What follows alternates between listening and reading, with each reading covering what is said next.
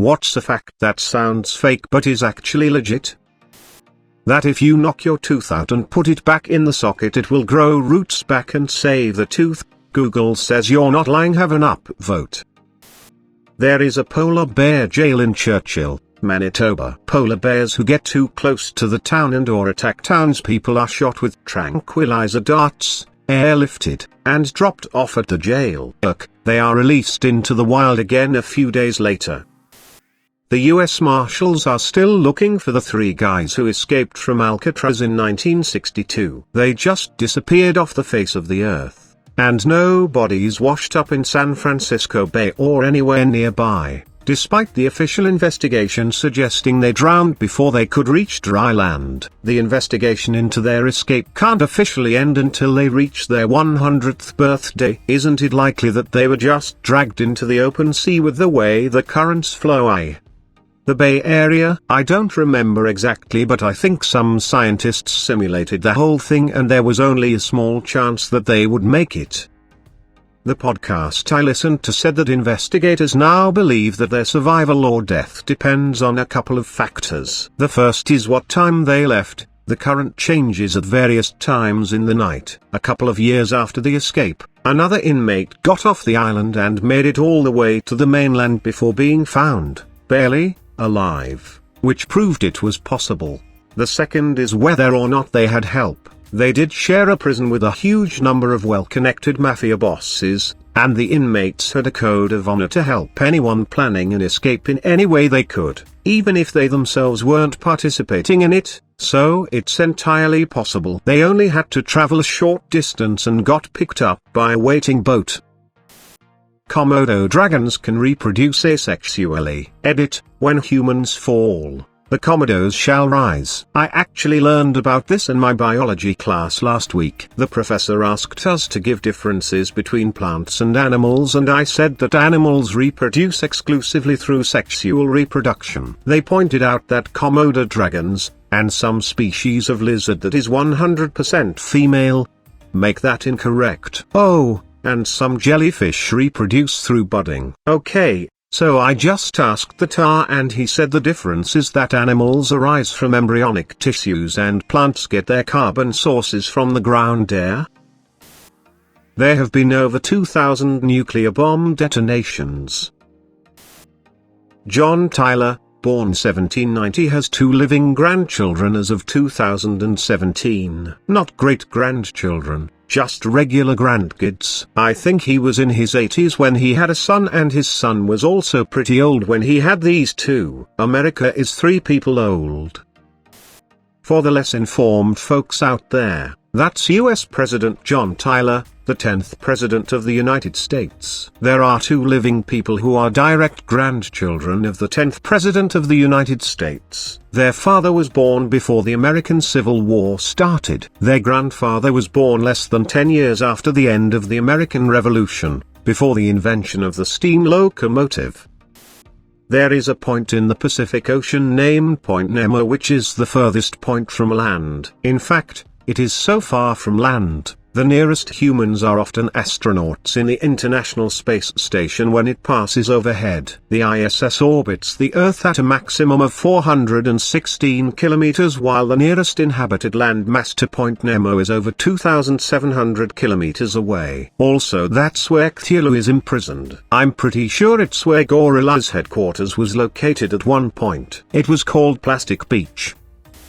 That Netflix was founded a year before Google. Google was actually something of a latecomer. The first generation of internet companies made people rich, then crashed before very many people even knew what Google was. I think most current internet users don't appreciate just how incredibly bad search was on the internet pre-Google. PageRank changed everything. Come on, it was great. We had that hideous old Yahoo portal, not to be confused with the current hideous Yahoo portal, Ask Jeeves, and Alta Vista.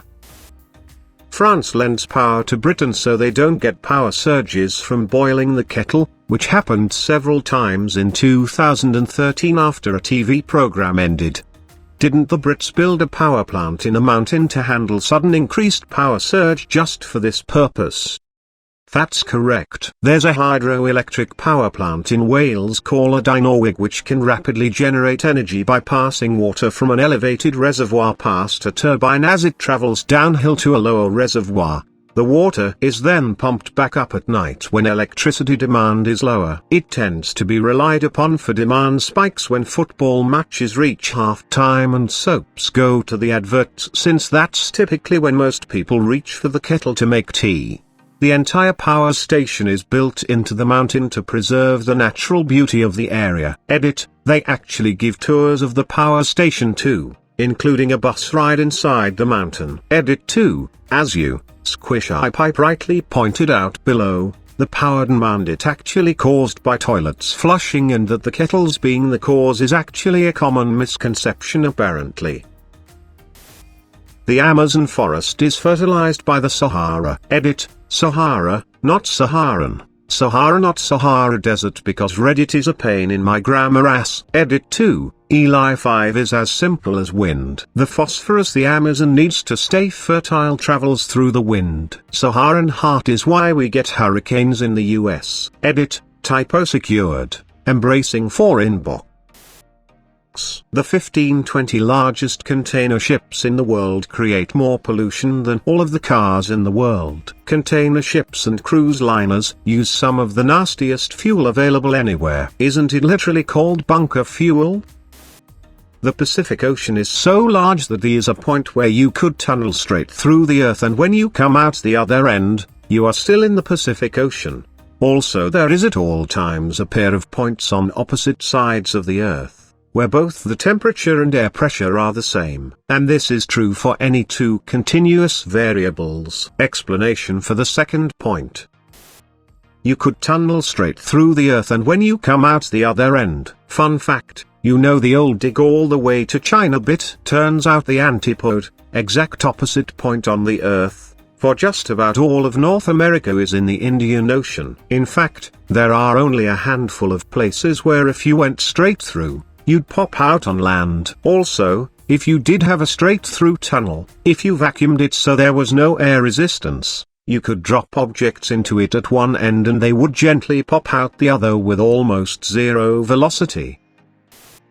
Around the 1680s in France, it became fashionable to wear bandages around your butt in order to pretend that you had surgery done on it. King Louis XIV had an anal fistula that needed to be operated on to fix. And when it was successful, people began faking it and going to surgeons even when they didn't have the condition. People who couldn't get it done just used bandages to mimic it. The surgeon who was in charge practiced for 6 months on over 70 people beforehand, none of whom had that condition. And even before doing that surgery practice, he attempted other remedies like special baths or drinks on another group, none of whom had that condition either.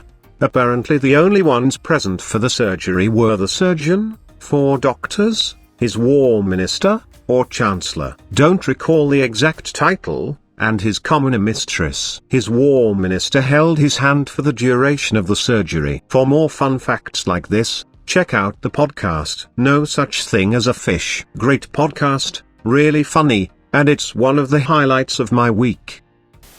Thanks. Now I have Louis XIV anal fistula in my search history. I'm leaving it there. If you have $10 in your pocket and no debts, you have more wealth than 25% of Americans. I was so ready to count myself lucky until I remembered my student debt. Water is a bad conductor of electricity. Pure water absolutely is an insulator. Water is also really good at containing things that are good conductors of electricity. Therefore most water, non-pure water, is a good conductor of electricity. I had a chem teacher show this off. It blew our 6th grade minds. She took a beaker of pure H20 and had this setup of a light bulb and had it plugged in. The wire ran down this plastic piece and then broke and then lead back up to another wire to the light bulb. She said I can't touch both contacts because I would die, but if I take this water, and she then submerged the plastic piece and the connection into the beaker of water, and nothing happened. She even stuck her finger in the water. Then she took a beaker with tap water and the light bulb shinned. We were just shocked. The world's largest desert isn't the Sahara. It's the entire continent of Antarctica. Deserts aren't measured by grains of sand or amount of camels. It's all about precipitation, and Antarctica takes the cake. The roughly 5.5 million square mile continent only gets about 8 inches of rain a year. Googleplex is such an absurdity huge number that if you wanted to try and write it out you'd need a tool that could imprint on subatomic particles. Also, there aren't enough subatomic particles in the universe to even write the number. A Googleplex has nothing on Graham's number, which would cause your head to collapse into a black hole if you knew it in its entirety, or 3, which is larger than Graham's number 2. If each digit fit into a one-Planck space, smallest measurable space in the universe would still be too small to contain it. It's not even close. If you had a Googleplex universes you still couldn't even store the number of digits in Graham's. When you receive the wrong type of blood when given a blood transfusion you can become overwhelmed with a feeling of dread like something bad is about to happen. Correct. As a user stated below, it's called a sense of impending doom. Now you have to understand that there's a difference between a drama queen, OMG. I'm gonna die. 1. And the patient who looks you dead in the eye and tells you they're going to die. I've had several patients, mostly trauma patients who have either internal or external hemorrhaging, who have gone into cardiac arrest shortly after telling me they're going to die. It's eerie.